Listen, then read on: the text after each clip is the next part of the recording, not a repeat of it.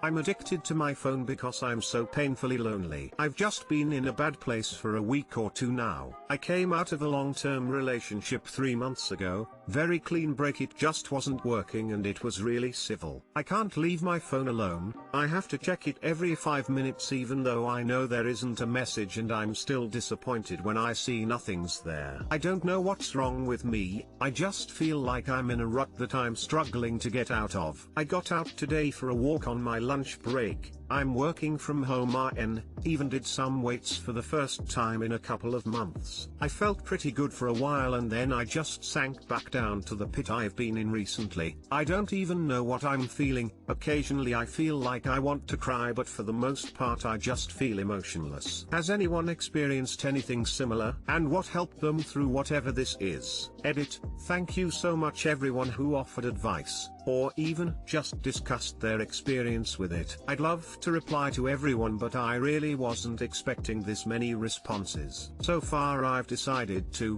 1. Delete some of my social medias to cut back time, and 2. I'm going to buy a guitar today to try and learn in lockdown. I've been saying for almost 2 years I want to learn the guitar, so I'm so excited to finally be starting. This post hit me way too close to home. I feel like this, where I check my phone every 5 minutes for messages that aren't even coming, or wishing certain people would talk to me more. Except rather than feeling emotionless, I end up sobbing most nights because I feel I'm undesirable as a friend or more to everyone. This is normal. What you are feeling is normal. Your phone has become an escape from reality, and the pain. I would try finding a hobby that will get you out of the house, or do something fun. Do something you always wanted to do. Treat yourself to things. Perhaps a pet, dog/cat. Something that will give you comfort. No cats. Cats are assholes. Learn an instrument maybe. Things are kind of limited right now, because of COVID, but there's still lots of things out there. Addiction's hard to beat. A lot of theories point to the idea that when we don't have something good to bond to, like a person or family, we tend to turn to the negative things such as phones or drugs. Try to branch out to your family and friends. The in-person social interaction with other people is so important. I know it's difficult cause the pandemic right now, but maybe find a small group you can socialize with to break this technology pattern. I'm in kinda the same boat. 2 years ended 2 months ago. I feel a bit blunt. I can go to the gym, see friends, do things, but inside I just feel a bit dead. I've not been to work since May due to lockdown, job returning maybe next month. That's been rough too. I've had a lot of time on my hands and I live alone. Regularly go several days without actual human contact. Try be kind on yourself. Treat yourself to things like pizza or go for a walk for a few hours. Having some kind of plan to work towards in terms of recovery can be helpful. I've basically made a 2 to 4 month to get myself in shape for returning to Tinder. Not physically but rather spiritually. I have lost my mojo ATM, I don't feel like trying to hook up. I wanna get over my pain first and reconnect with myself.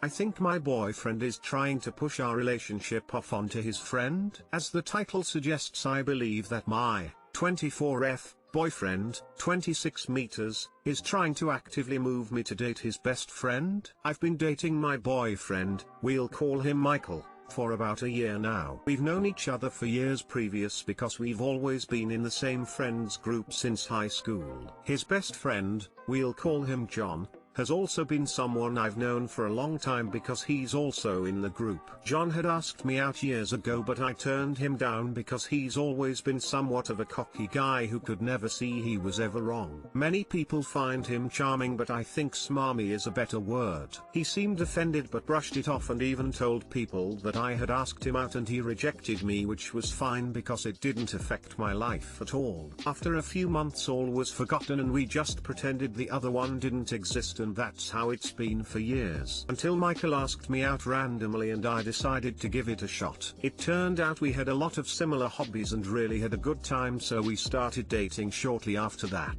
Now about 6 months ago Michael started to act strange but in really subtle ways. I would talk about how much I loved animals and he would interject that John just loved animals. Which wouldn't be weird, but he did it with everything I talked about with even the slightest bit of enthusiasm. If I loved it, John John loved it just as much. He told me how compatible me and John were and how he wished we meshed more. I eventually told Michael the first really didn't care what John liked because he was kind of pretentious and we never got along. He seemed really offended but quickly recovered, and by the next day everything was good again. About a week after that instance, Michael would talk up John randomly and with seemingly no reason. Hey, I talked to Brittany yesterday and man, John is apparently a god in bed, haha. Maybe I should ask the guy for tips. John is volunteering at that shelter we went to a couple weeks ago. What a guy. We should have John make us dinner, he's a great cook. It was every day to every other day I had to hear about John's greatness, and it was to the point I initially thought that Michael wanted to date John. Then 3 weeks ago, after we had some drinks, he asked me, if we ever broke up would you date someone else in the group? I had no idea what to say because it was so random, but he quickly filled the void by saying, I think I would if I were you and John was single. Seriously?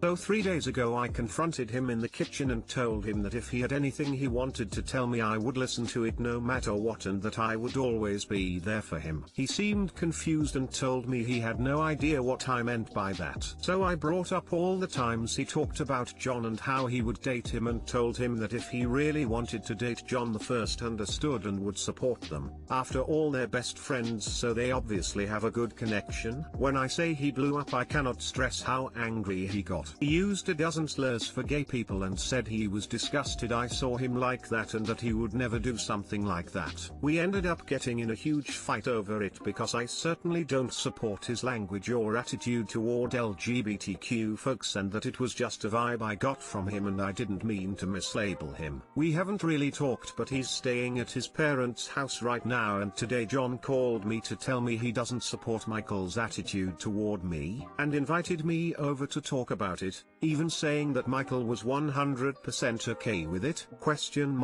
Am I crazy? Am I making up some convoluted story in my head, or is this bizarre? Too long didn't read. My boyfriend hypes up his best friend to me and talks about how compatible we are, and I'm worried he's trying to push me toward a relationship with him. Edit. So, I called Michael when he got off work, and the first thing he asked me was if I went to vent to John. Naturally, I didn't because we're not close, and told him as much. He didn't have much to say to that, so I started on my questions that you guys suggested. Why are you pushing me toward John? Do you want to break up, etc.? He got once again defensive and said he refused to talk about it over the phone and suggested we meet at John's place to talk it out. I asked why John had to be included at all since it is really between the two of us, and he basically told me that it's really between the three of us. I refused meeting at John's for obvious reasons and told him if it had to be the three of us we could meet at a restaurant. He seemed fine with that, and we scheduled meeting at a bar/grill that's pretty close to all of us. I showed up early and got us a table that had some privacy, and not long after John walks through the door, he sat down immediately and started chatting about how we were both so timely and that he liked when women showed up early because it showed they had good time management skills. 25 minutes after Michael was supposed to show up, he texts me and says he had car problems and couldn't make it, but to get to know John since I was already there. I'm just beyond livid at this point. John keeps trying to buy me drinks and even tries to schedule another time to hang out. I confronted him about Michael pushing me toward him, and he acted like he didn't know what I was talking about. I kept mentioning how Michael was talking about him to me, and John just said that it made sense because brothers have brothers' backs. I told him the brothers can have each other and left fuming. Michael's tried calling me 3 times, John's tried 7. I want to cut them both off and say good riddance, but to do that would be leaving the friend group as well, and I don't really have that many friends to begin with, and it makes me so mad that I even have to make this decision. Anyway, that's the update. Sorry if it doesn't resolve anything.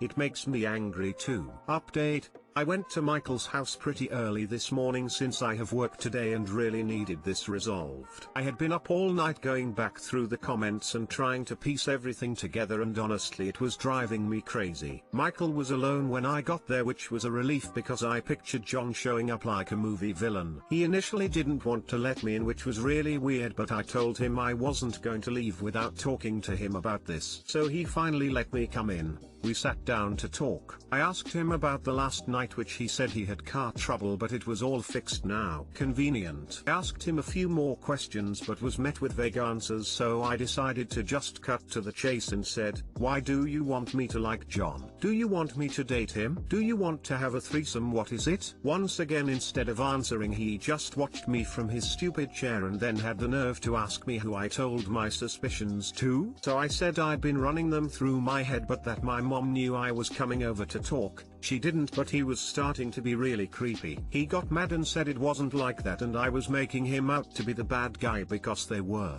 yes, they, looking for something long-term, not just a one-time thing. And now that all my suspicions were 100% confirmed, I told him you can't make plans including someone else without their consent, and that I would never be interested in anything with the two of them, and that I was no longer interested in anything with just him either. Started leaving and told him to never contact me again. Same goes for John, and he could share the message when he blocked my way out and said I had to hear him out and his side of the story. I told him I didn't want to nor care to, and that he needed to let me leave because my mom was expecting me in the next half hour. He started getting frantic, saying if he could just get John over there to explain it would all make sense. So I ran out the back door and used the garden exit to get to my car and locked the doors immediately. He came outside and started pounding on my windows saying I was making a huge mistake and that I'd regret this. I was bawling in my car when I backed it up to drive away. I'm pretty sure I drove over their mailbox by accident because the back of my car has a huge dent. My car was basically out of gas, so I had to stop even though all I wanted to do was put as much space between us as possible. Which is when I saw the dent, right when I was about to leave. Who else would call my name but his mom? She was on her way home from the grocery store and was worried because I looked like hell warmed over. I told her about everything that just happened and got more than a few stares from other people, but fuck it, I guess I'm just the crazy lady at Maverick.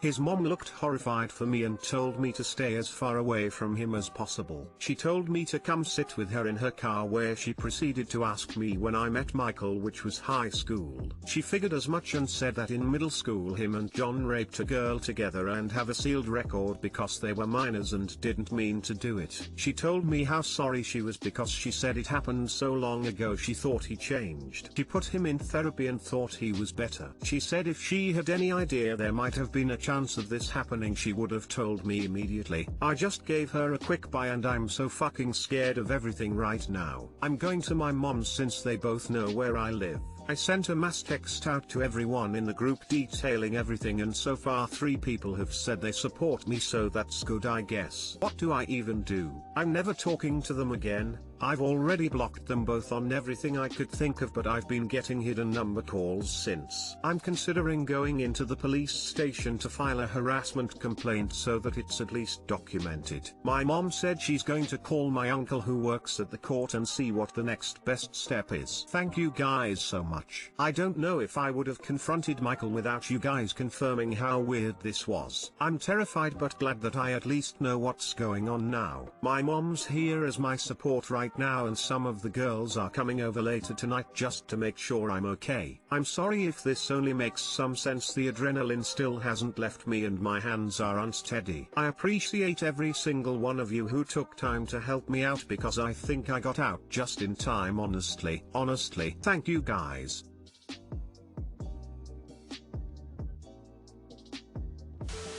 New boyfriend, 22M, very touchy and doesn't understand when I'm 22F, seriously telling him no. My new boyfriend is really great. He is super caring and thoughtful and respectful of me. Please don't read this and think cuck another shitty BF, because he is not the kind of guy that you think he is from just reading this one issue. So we play wrestle and stuff, which is fun, and even when I say no or stop through the laughter he obviously doesn't because I'm just joking around. But sometimes when he's being really touchy or cuddly or initiates sex and I say no, he also doesn't get it. I mean, he won't force me to do anything, but he will just keep trying even after I say no or push him away. It's annoying because I'll tell him 10 times and it isn't until I actually have to get a bit mad before he gets it. I have sensory issues because of my level 1, mild, autism, and it's actually extremely overwhelming for me, but I try to keep it in because I don't want to offend him. I've told him I have sensory issues and that he is overwhelming me, but I really don't think he understands because I don't react the way I feel. Then,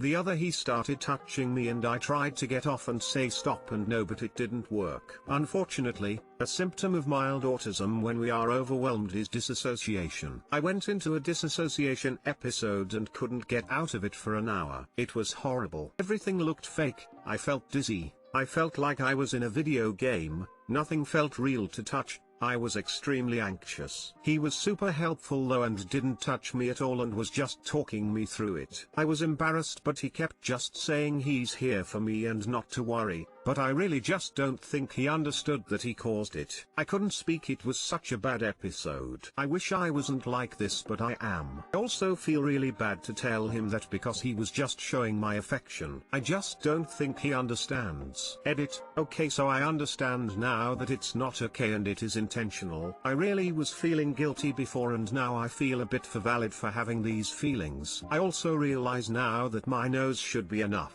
They aren't just no's either. I see now that I am communicating properly. I say no, that's not funny, I don't like that, don't touch me, stop, go away, please stop now, it's not funny anymore, and more. I do say it more casually at first, but eventually I say it with a straight face and very sternly while I push him away. I've even said how many times do I have to say no, and he said I'm cute when I'm mad. So I think he is doing it on purpose now. I know that he understands because if I say no or ow during sex he stops immediately no matter how I say it. I will have a talk with him about how I'm just as serious when I say it outside of sexual contact or before sex. I think I'll try to do a safe word. We have a very jokey relationship, so I really don't think this is anything more than miscommunication. I'll keep you guys updated. Thanks. Update.